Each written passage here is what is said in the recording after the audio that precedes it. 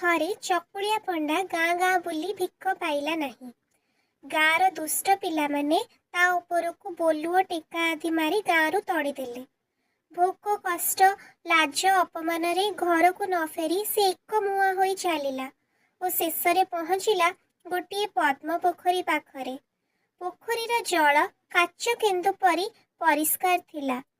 ଭୋକ ସହି ନ ପାରି ସେ ସେଇ ପୋଖରୀ ତୁଠକୁ ଯାଇ ଭାତ ଖାଉଁ, ଡାଲି ଖାଉଁ, ଦୁଧ ଖାଉଁ, ମହୁର ଖାଉଁ, ଆମ୍ବିଳ ଖାଉଁ, କ୍ଷୀରି ଖାଉଁ, କାକେରା ଖାଉଁ ଏମିତି ବିଭିନ୍ନ ଖାଦ୍ୟ ପଦାର୍ଥ ନାମ କହି ଚଳେ ଲେଖାଏଁ ପାଣି ପିଇଗଲା।